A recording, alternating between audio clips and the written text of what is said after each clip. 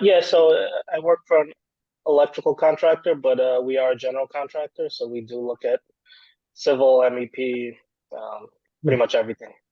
yeah, yeah. I used to do that in my internship, like when I was in college, and then Nasif, yeah, I got the experience. I come to Long Dallas very frequently. You and me, we can sit down and chat. Oh yeah, for sure. I'll definitely Actually, both look my to. brothers live in Dallas, Carrollton. Oh yeah, no, yeah, nice, nice. Yeah, It's a growing place for a lot of Muslim Bengalis too. yeah, especially right by DFW, you got Irving Mosque. That's a big mosque over there. Yeah, yeah, yeah. Yeah, definitely. Both of you have to come down visit. Yeah, sure. I I'm have it. probably going end of the year. Okay, good to hear. We could definitely. Hi everyone.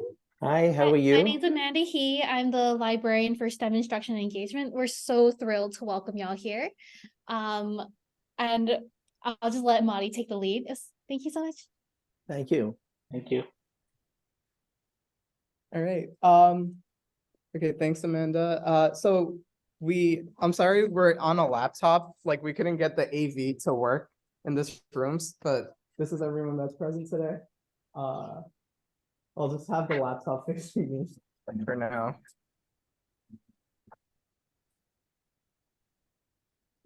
All right.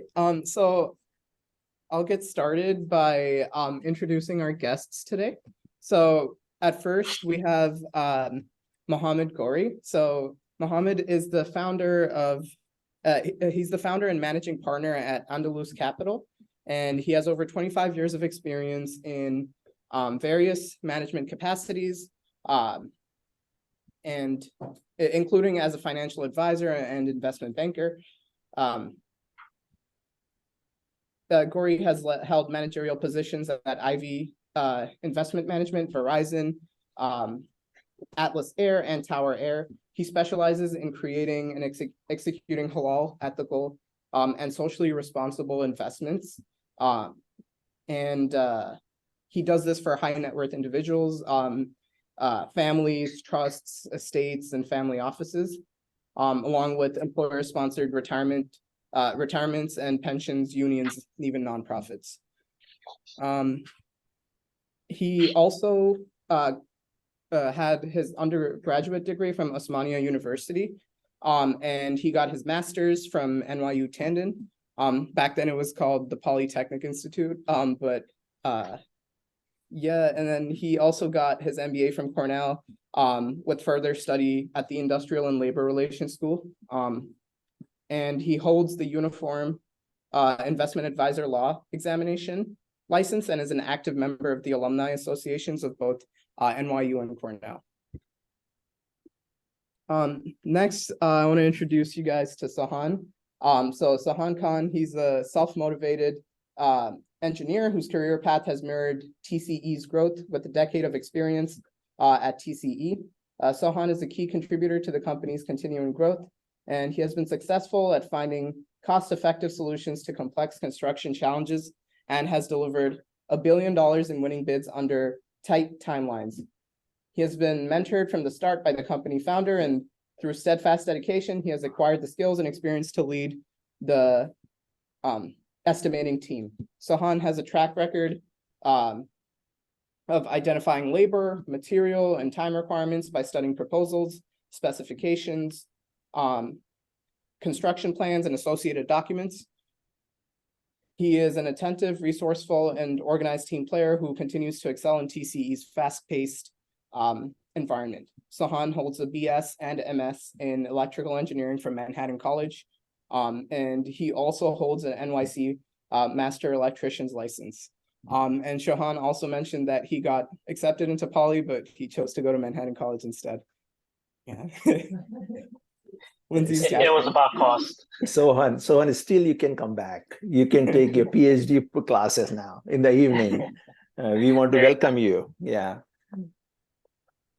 Right. Thank you, everyone. And then the last person I want to introduce is Nasif Mahmoud. So Nasif Mahmoud is an electrical engineer originally from Queens, New York, and he's currently working for Texas Instruments in Dallas. and he has been working at TI as a product engineer for about 7 years. And he entered Tandon during its transition period into becoming a full NYU institution, and he's seen the effects of the transition before his eyes. So it's a really interesting perspective when you get to talk to him about the history of the school. And he also has his master's in systems engineering and management from UT Dallas, and he's also my cousin. So I just want to thank you guys all for being here today. All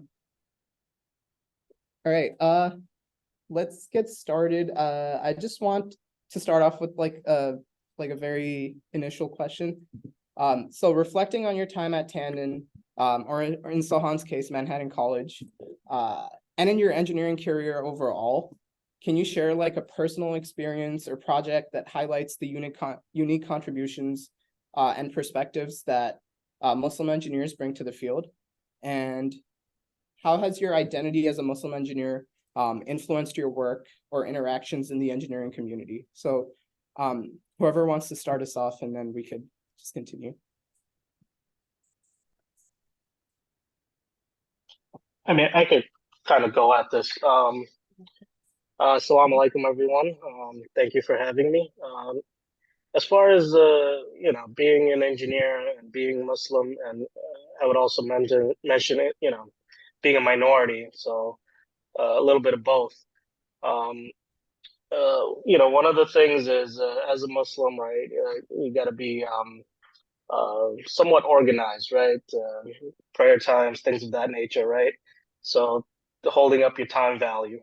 For me, at least as an estimator, I have bid dates, very hard dates, and just making sure I'm organized to get to those timelines and knowing how I'm getting to those timelines.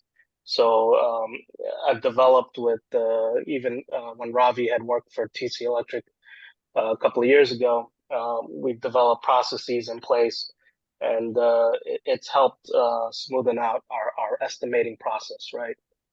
Whether it's to find things that we miss, how to capture those costs from previous jobs, things of that nature.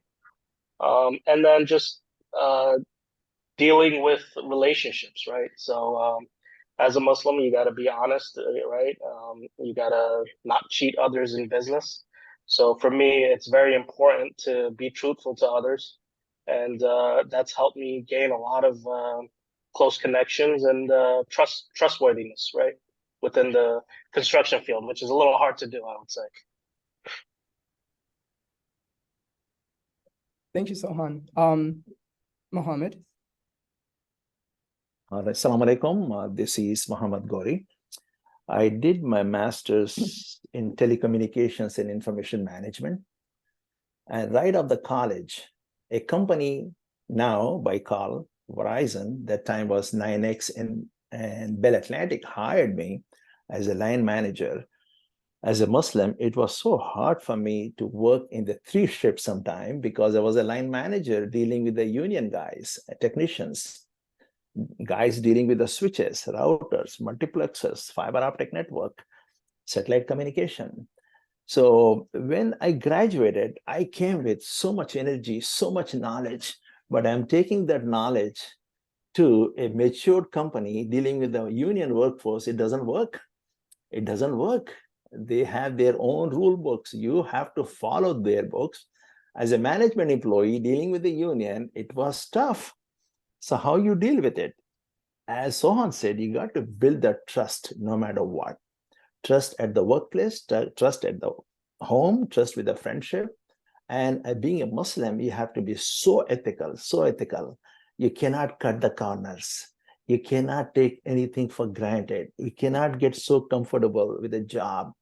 So in school, those days we learned at NYU, Pali, Tandon, was, as soon as you go to any company, you can do business process re-engineering. You know that word, or that word doesn't exist, right? Business process re-engineering, there is no such thing anymore. So I think it's value engineering, right? Value engineering. I don't know what is the name nowadays. Yeah. So it was so hard for me to dealing with that 24/7, the plant line manager, right? For dealing with the union guys. So what I established was, as I said, building the trust, be friendly to them, understanding their challenges. As a union guys, I created a culture by name learning organization. I have to learn first what these guys are doing, night guys, morning shift, evening shifts. Learning organization I created myself versus organization learning. That means my guys used to get checked every Thursday. Nobody is going to pick up the check from me until unless they have to come to the meeting and share what you do in the night shift, what kind of calls you get, what kind of escalations you get, deal with the morning shift, dealing with the outside plant guys, dealing with the routers guy, dealing with the fiber optic guys. So alhamdulillah, I did so well. As a result, what happened, productivity was the same, right? Because union guys, they want to pick up only 3 tickets, they pick up only 3 tickets. But grievances side, grievances means like a lawsuits, right? Within the company, grievances was down.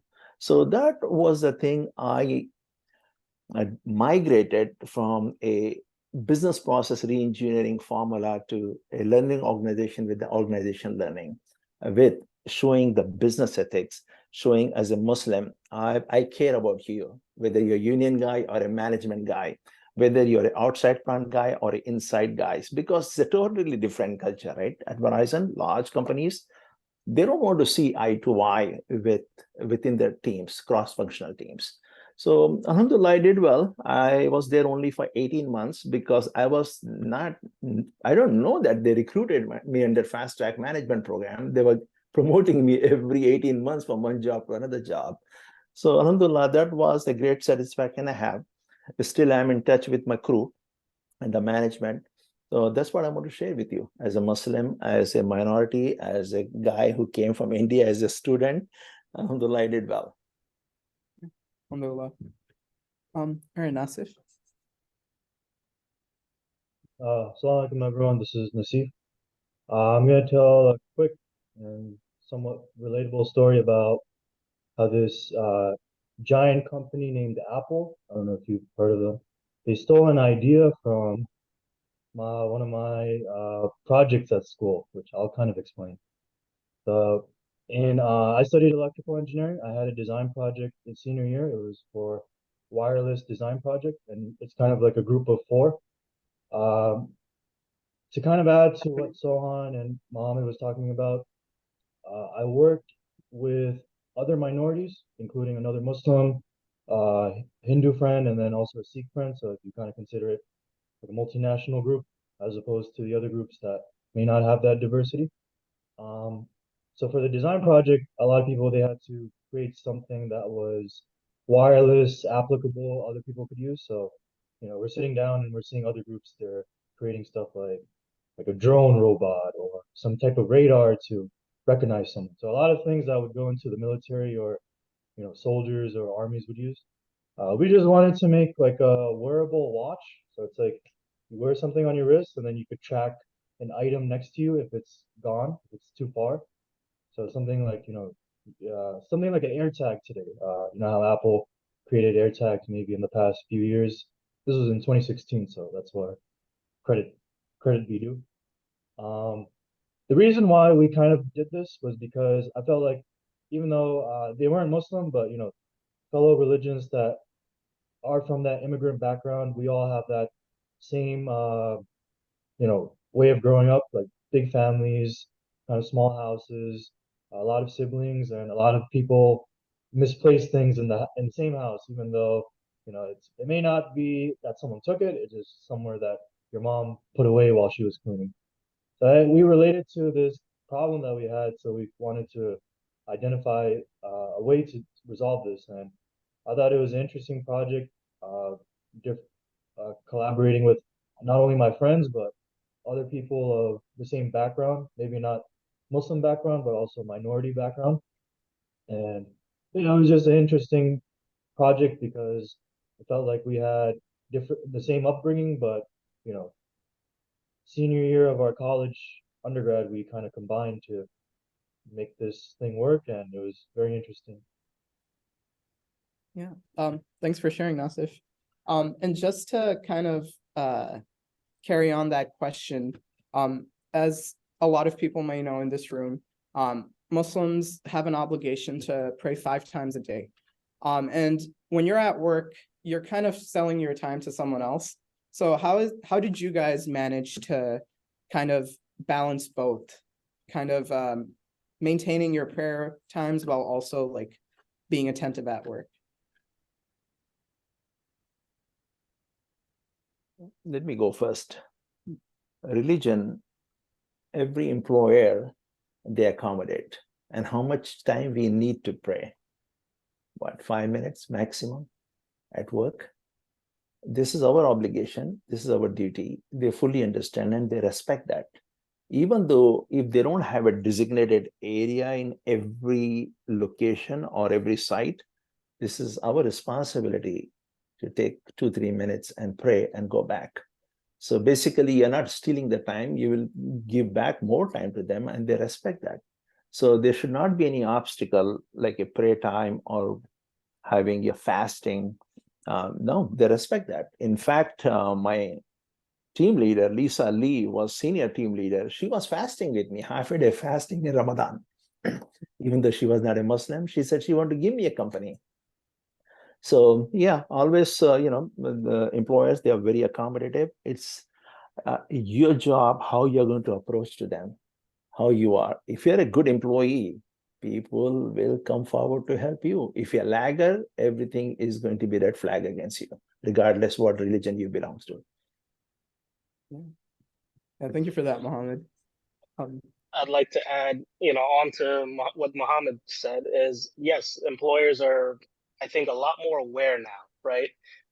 You do see postings of Ramadan starting and Eid and such, right? And they're very aware. I mean, my president will ask me, hey, Ramadan, are you okay? Do you need to go home early or just let me know, right? Stuff like that. Or on Fridays, he knows, I have 2 options for Jummah. It's either 1 o'clock or 2 o'clock, and I have to go to one of them. So he's very aware and he'll, accommodate. And we do have a room for prayer, and there's several Muslims. We're part of a bigger organization here. We're all cohabit in one location, and there's a prayer room. I'll see people go in and lock it and pray. Yeah. Thanks, Sohan. Yeah, for me, same thing to kind of combine what both of them said. You kind of have to earn the trust of your employer and also your fellow employees. Sometimes, let's just say you're missing for you. Obviously, you can't take advantage of it. Let's say you need your personal time to pray and to also get your own things done, but you can't take advantage of like, hey, I'm gonna go pray Asr, and then you're gone from like 2 to 5 and things like that. So definitely you gotta have trust both ways and communication both ways. It's that's the best way to build a relationship, especially in the corporate world and in business world also. So just try to build trust. Great, yeah, thank you. Yeah, that's definitely one of those things that I kind of struggled with when I first started working. Like usually I would just kind of like, I didn't want to really put myself out there. So I would like pray in the staircase or something. And then, it would be hard, but I realized that as I like move up, it's just easier to kind of let them know. And they are in fact very accommodating, and you don't really like see that discrimination that I was afraid was going to be there. So yeah, thank you guys for sharing. So I just want to move on to our next question. So we all know that engineering is a constantly evolving field with global implications. So how do you guys believe that the landscape of engineering has changed in terms of diversity and inclusion, specifically for Muslim engineers since your time at Tandon and in Sohan's case at Manhattan College, what challenges or opportunities have you observed in fostering diversity within engineering? And what steps can be further taken to make sure that inclusivity is prioritized?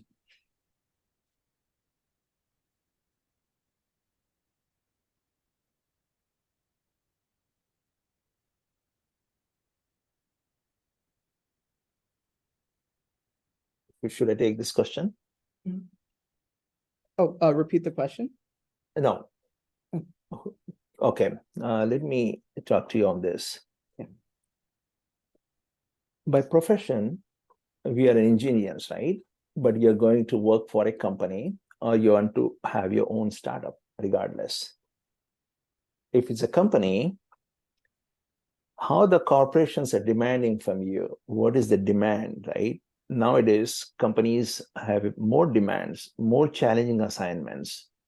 Regardless, you're a Muslim or a non-Muslim, being a Muslim, how you're going to be accommodative, how you're going to take those challenges and taking a risk and delivering those projects.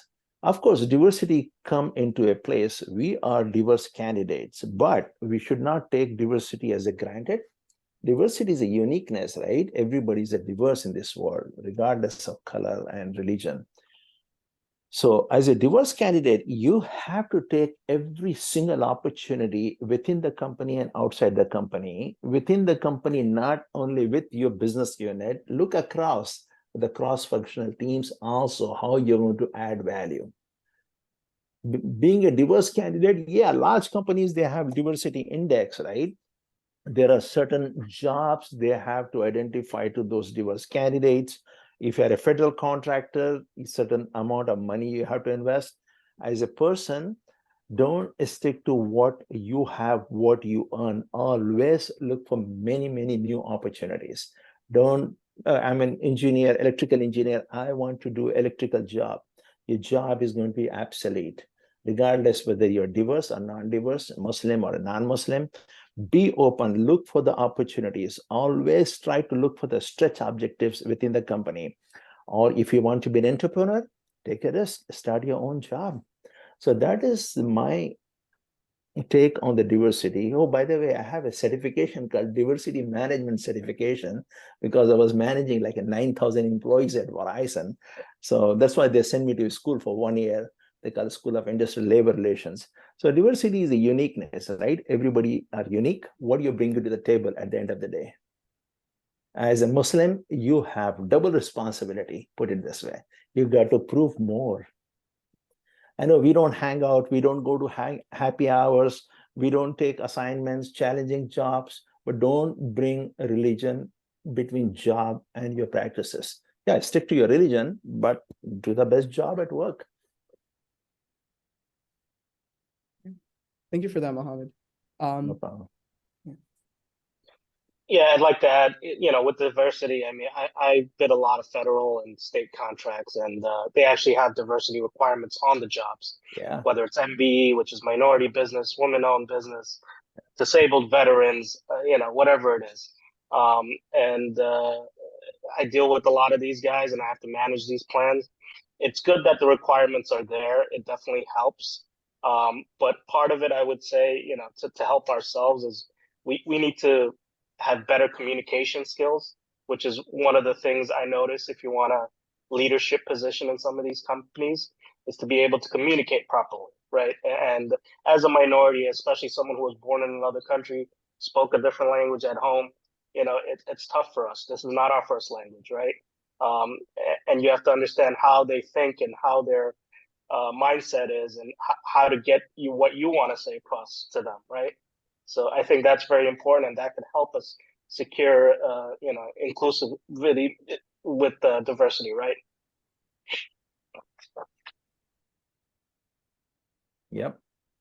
Thanks, Yeah, Mohammed. in my experience at Texas Instruments, just as a bigger company or kind of like a monopoly in itself, for the past 7 years, I've seen more diversity in terms of just like how in high school and college you have these clubs such as MSA or any type of different clubs. So they have the same thing, but they're called initiatives. So there's one for Muslim employee initiative. There's one for the Jewish employee initiative. There's for Hispanic, Black, African American one. So I am part of the Muslim employee initiative. I've met people there. They've had different things such as like networking events where you meet other engineers that most likely you wouldn't have met them. They have volunteering events, and especially they partner up with some of the mosques in Dallas that you could go volunteer, and also like donation causes, especially some of the things we've been seeing in recent days. There's always ways to donate directly from the group, but also the employer matches it. So it's always good to have that option. One thing I really appreciate about having that in my company is that there's a lot of interfaith collaboration. Like there was one not so long ago with the Jewish employee initiative, where we did like a collaboration on teaching people about the Holocaust and the atrocities of it. And I think they even were able to interview a Holocaust survivor in that sense. And I think, that was one example, but I think there are more upcoming in the future, especially if we could get something from the Employee Initiative. I think it's definitely, from my experience, I've been lucky to be part of that system, and I hope that's implemented, big or small companies throughout America. Yeah, thank you for that, Nasif. And from my personal experience as well, I've seen that at the bigger places that I've worked at, it's a lot less diverse than it is at the smaller companies. So that's a pretty interesting observation that I made, and it's quite contrary to what Nasif just mentioned about how, at bigger companies they have like these initiatives and stuff, and that's something that we don't have at the startup level. So that's also very interesting. Thanks for that, guys. Move on to the next question. So the Dibner Library exhibit. So I'll just give a bit of background about the whole exhibit. So I took a class last year with Professor Lindsay Anderberg, and the class was called The History of the Tandon School of Engineering. And the final project for this class was for us to build a website that would kind of talk about archival research and something that we would be interested in. And as a part of my final project, I chose to talk about the history and influence of Muslims at Tandon because the representing ourselves as Muslims is something that's very important to me, and I felt like doing a project on that would be very valuable. And after that, me and Lindsay connected again last year, and she wrote me a recommendation for this program that I was a part of, where we sought to create a documentary about extremism and how it can be prevented. So as a part of that, we traveled to Abu Dhabi and Tel Aviv and Jerusalem and Berlin. And then from December of last year, I started working at the Poly Archives, just doing research, going through the yearbooks, and then the project just kind of evolved from there, and me and Lindsay talked back and forth, and it evolved into what it is today, which is like a physical exhibition along with this lecture series. So really grateful to have the opportunity to have done that. And yeah, that's just how everything came to be. Okay, so the Dibner Library exhibit, Muslim Engineers at Tandon and Beyond, explores the contributions of Muslim engineers, not just contemporary Muslim engineers, but Muslim engineers from the Islamic Golden Age, so hundreds of years ago. Can you highlight any influential Muslim engineers or researchers that have inspired you throughout your career, and how have their accomplishments or contributions impacted your own journey in engineering? And what lessons can future generations of engineers draw from their experiences?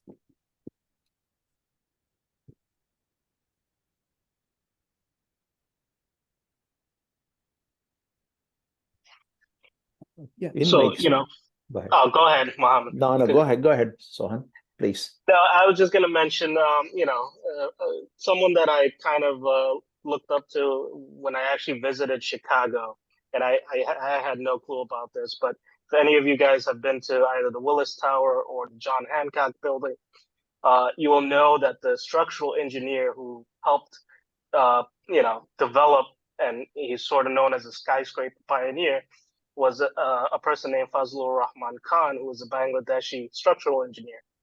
And, he developed new methods of structural steel that allowed less steel to build these skyscrapers. And it took a little from, I guess, the idea came from bamboo, right?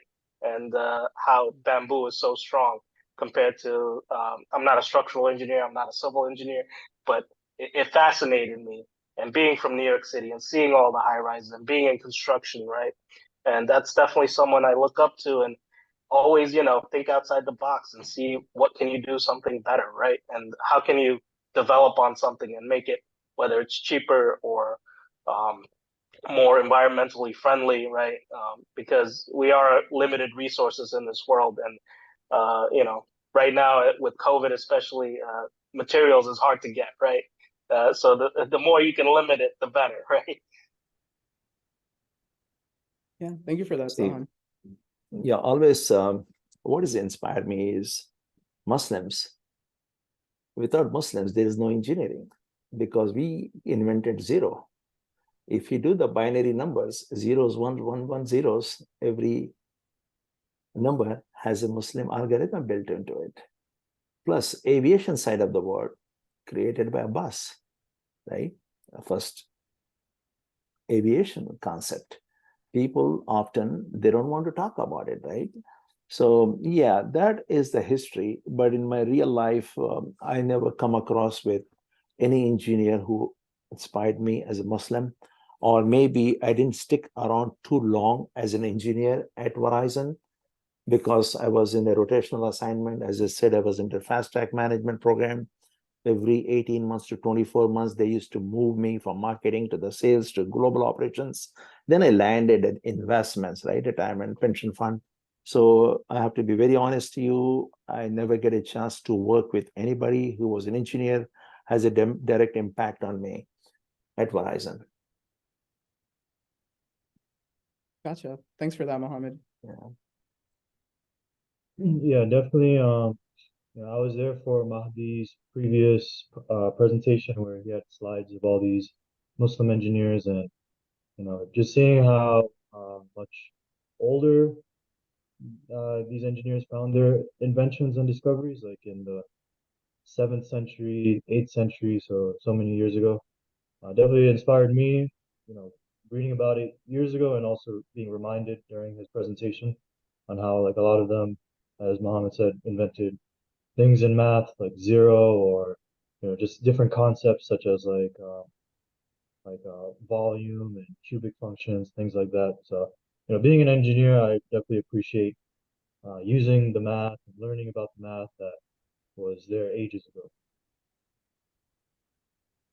Yeah, thank you guys for sharing. I mean, for me personally, I would say the engineers that shaped or the engineers that pushed me to get into engineering, even though I don't do it anymore, was probably my uncles and then my cousin as well. So when I was growing up, he was at Tandon and I used to go to his house, and I'd find the things that he would do very fascinating. So that's kind of what got me into engineering, even though I don't really do it anymore. But yeah, thank you guys for sharing.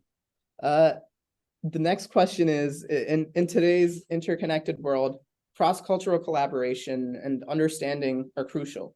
And as a Muslim engineer, you bring a unique perspective to the table. Can you share an example of a project or initiative where your cultural background and engineering expertise intersected to address a complex problem or drive innovation? And how can such cross-cultural collaborations be encouraged and celebrated within the engineering community? I will take this question. When I was with Verizon 10 years, 12 years back, US, they don't want to answer the phone calls. Call centers was outsourcing, right? To India, Philippines, Mexico, some parts of Dubai and Egypt. So Verizon was the biggest supplier for the trunking system to make phone calls and receive phone calls. And we had call centers in Philippines, Mexico, Japan, a small operation in Japan. India, we had 3 offices. Yeah, good to have all those call centers all over the world. Calls are flowing and answering the calls.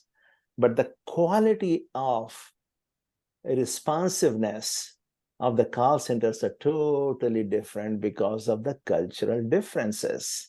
Calls was originating from the US, how the US customers are, right? We have no time, very demanding. If we stick around for the phone, you lose our patience, right? So how you deal with it? And bringing cross-cultural values and functionalities, understanding the language is one thing, understanding the needs is different thing. So we created a program, so Welcome Home program. So what we started doing is cross-cultural training programs, bringing those managers to the US, learning and understanding from different call centers environment, how you're going to deliver the world-class service as a conflict resolution, as a customer great experience for the great company called Verizon, right? So we were very successful with that. And the second note was when Verizon want to send expats from US to other countries, nobody want to go because when you work for Verizon, when you're overseas as an expat, you never come back. You come back after 30, 40 years, they rotate you from one country to another country. So we created a culture, don't worry about it. You go over there after 4 or 5 years, you pick any country to come, or you can come back home. So we created this kind of a culture also. That was amazing thing. As an engineer, I think I don't want to take any credit. I was sitting with the other engineers and the network operations guys and HR people and PR team, advertising team. And we executed a wonderful, wonderful project for Verizon. As a result, customer satisfaction, customer retention, and our revenues was up because of this, creating a great culture, avoiding the cultural differences. Yeah. Thanks for sharing, Mohammed. Yeah, that sounds fascinating. Just having that different perspective can take you so far. Yeah. All right. If Sahan and Nasif, if you guys don't have anything to add, we can move on to the next question. And then I want to open it up for Q&A. So everyone has some time to, ask you guys questions. Right. So the final question from my end would be, looking ahead to the future of engineering, education and practice, what advice would you offer to current engineering students, especially those from underrepresented backgrounds who aspire to follow in your footsteps? How can students leverage their diverse backgrounds and experiences to excel in the engineering field and contribute to its continued success and inclusivity?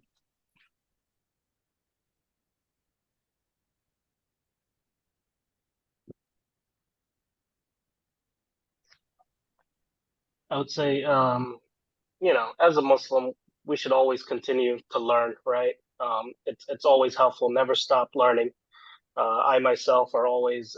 It's actually one of the IAVino practices that we have to take 10 hours of outside classes every year, and also we have a development plan of, what do you want to do as personal growth, business-oriented growth, and that's our goals for the year, right?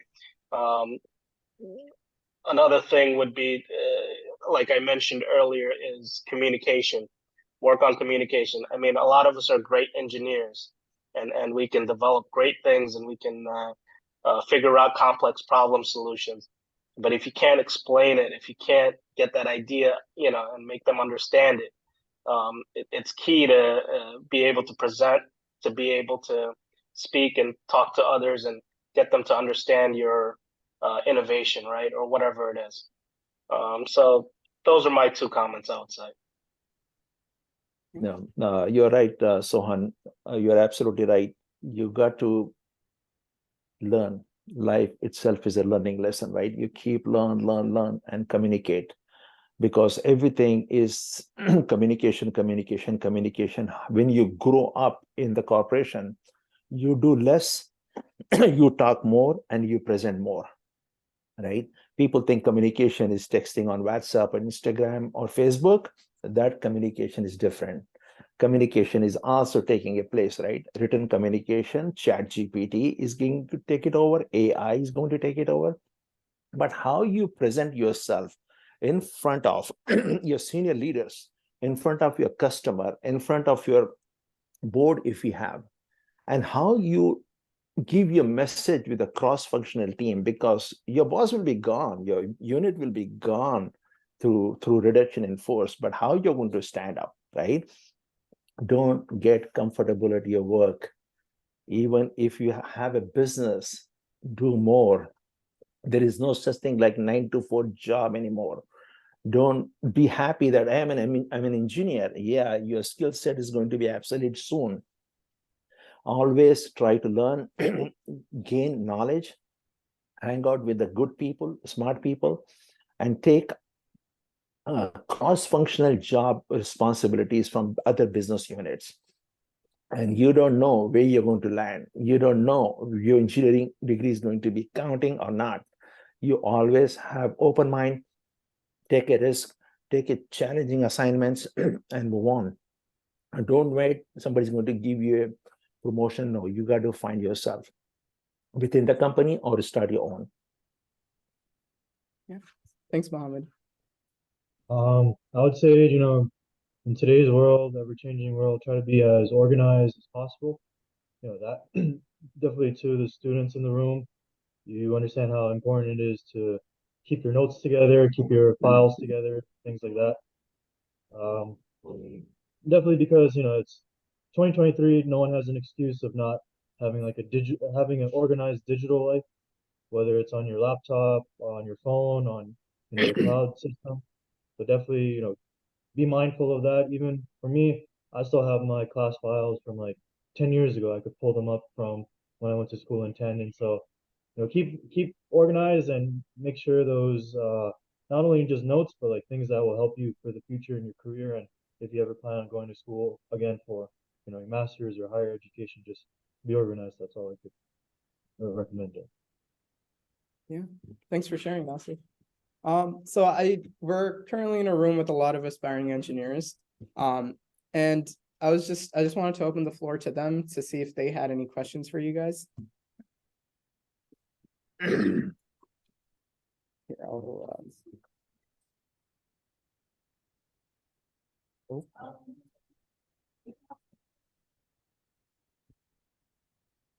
There we go. Oh no. Hey, you guys have any questions? Don't want to put you on the spot.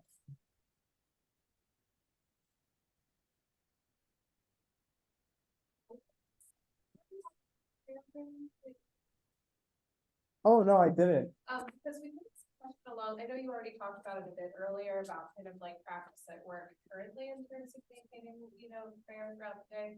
But what was it like when you were actually going to school? Were there accommodations for that? And Mommy can tell you more about that, what it's like today. Yeah. Thanks, Lindsay. So the question we got is, so back when you guys were going to college, how did you like what kind of prayer spaces were available to you? And how did you like pray on campus? Yeah, Mohammed. When I was attending school, there was no place at campus that time. That time there was not too many minorities, particularly engineering, right? You don't find the woman, only a man. Now what I see after 20 years, 23 years, whole landscape is changed. Alhamdulillah, the schools are accommodating. They're giving us musallas. They're giving us a pray area to pray. So this is a huge difference back then and now. I truly appreciate. I want to say thank you to NYU and other schools accommodating Muslims in the campus environment and other religious minorities. That is amazing. I want to say thank you. I love to visit. I want to pray. I want to see the library also. It had been a long time. Yeah. Thanks, Mohammed. Yeah. Nasif, do you want to talk about like what it was like when you were there, like 10 years ago? For sure. Yeah, so as Mahdi said, I had a unique situation where I was transitioning from Polytechnic Institute when I started in 2012, 2013. By the time I graduated 2016, it was fully NYU Tandon School of Engineering, as you see, purple everywhere. I think they got rid of the green. I think it was green and purple for a while. But I did notice during the transition, I saw more accommodation. When I first started my freshman year, sophomore year, maybe I was a little young too, where I wasn't as mindful of praying as well. But because I didn't really have the accommodations, we would kind of have, wait after most of the classes were finished and kind of go into one of the old buildings, the ones that don't have the new construction, and move all the desks. The floor is not as clean. Maybe we'd have to put our hoodies down on the floor or our jackets on the floor for prayer space. This was the beginning of my time at NYU. And then maybe towards like senior year, I did notice more. There was that, I guess, a Serenity room, as Mahdi showed me in, which room was it? The Two Metro Tech. Yeah, there's like an entire room to pray. It wasn't what it is now. I visited last year. I've seen there are, not only is there a lock, like a room for that, but there's also room for women, and they have books there and Qurans there for that. But at least back by 10 years ago, in my senior year, we still had that room, which I've seen the evolution over the course of 4 years. So it's good to see that it's evolving over time as well. Yeah. Thanks for sharing that, Sif. Sohan, what was the situation like in Manhattan College for you? So Manhattan College, if some of you don't know, is actually a Catholic school, right? So they did have MSA. It was very small, and in engineering, I would say even less Muslim engineers at Manhattan. I graduated with 11 electrical engineers, which is very small, right? And this is 2009. Um, and yeah, a lot of them were minority, I will say, or from other countries. And actually, in my master's degree, there was a lot more Indian guys with visas. um, but they did have Jumu'ah prayers at the main campus. But I will say it was a little hard.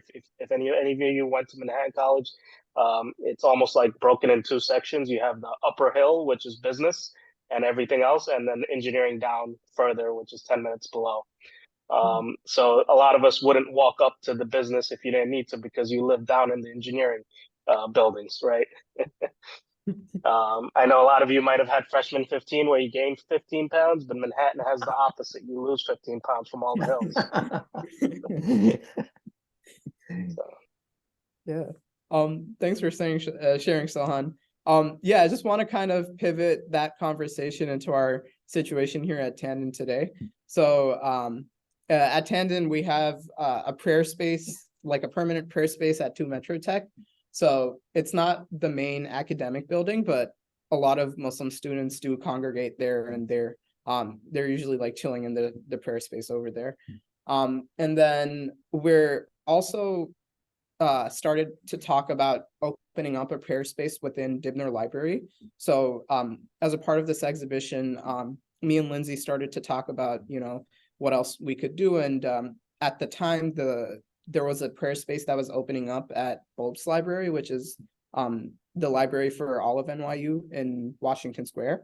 So since that was happening, we kind of started to talk about how we could implement something similar at Tandon. And so we now have, or we're still currently working on finishing up a prayer space.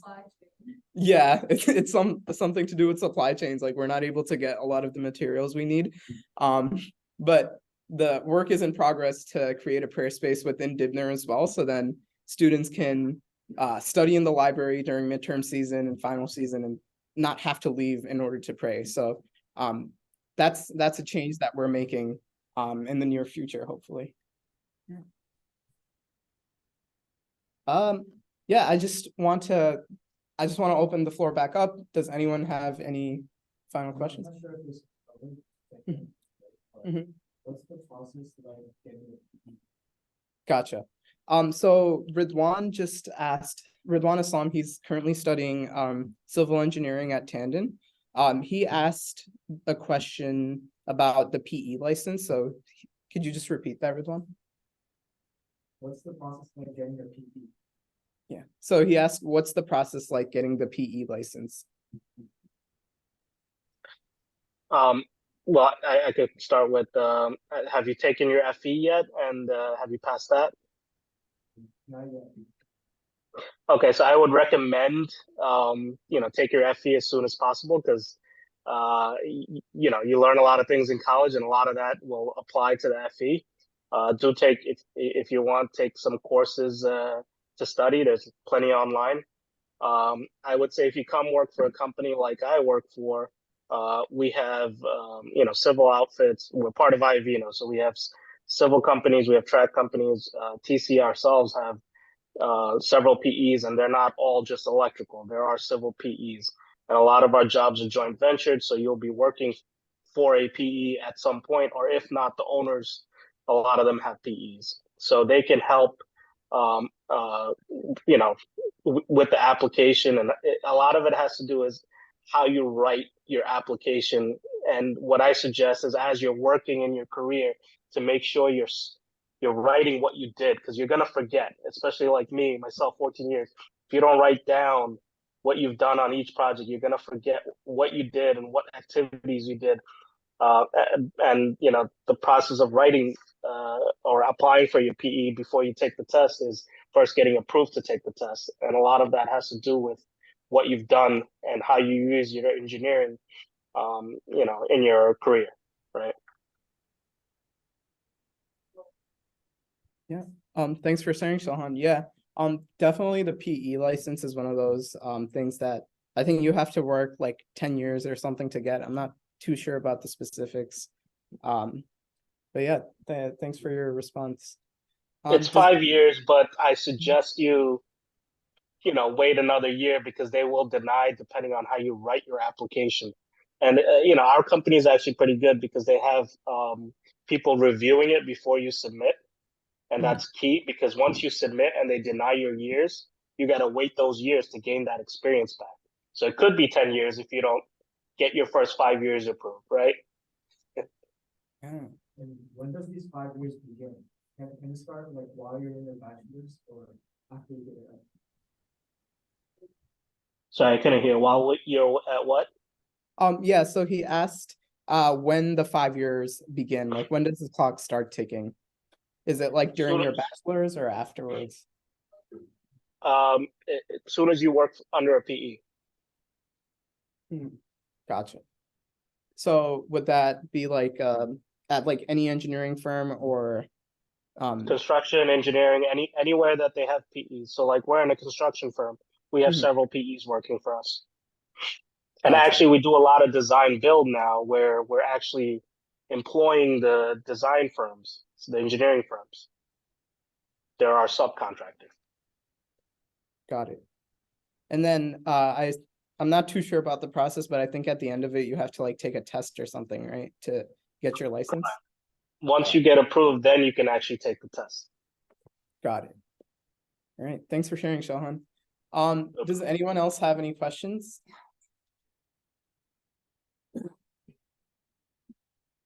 All right. So it's almost 1 o'clock. I want to thank everyone for joining us today. I'm sorry Mohammed couldn't join us and Sahan, you couldn't come in person, but the invite is open whenever you guys are in town. Let me know and we can set up a tour. And Mohammed, I'll definitely be reaching out to you soon. Inshallah. Yeah, I'm planning to be at the campus on this coming Wednesday. If you are available, give me a tour. I'll be excited. And I've never been to campus for many, many years. Yeah, for sure, inshallah. Okay. I'll definitely text you soon and we can Please. arrange something. Thank you. Thank you. Thanks for your invitation. I'm so glad we are connected. Guys, if you need any help, you have my number. Reach out to me, whatever I can advise our future engineers. I'd love to do that. Thank you, Mohammed. Thank you. All right. Yeah, thank Same you here, guys. Mahdi. If you have any questions, please reach out. If people are looking for jobs, reach out. Whether it's at Ivino or other companies, I have a lot of connections. Feel free to reach out. Yeah, thank you so much, Sahan. Yeah. All right. Yeah, everyone. Thanks for joining, and also thanks for hosting, Mahdi. It's interesting to talk to others and meet others as well. Thank you. Thank you. All right. Thank you guys so much. I'll see you. Thank you. I'll hopefully reach out soon, inshallah. Inshallah. Thank you so much. Assalamu alaikum. Welcome. So,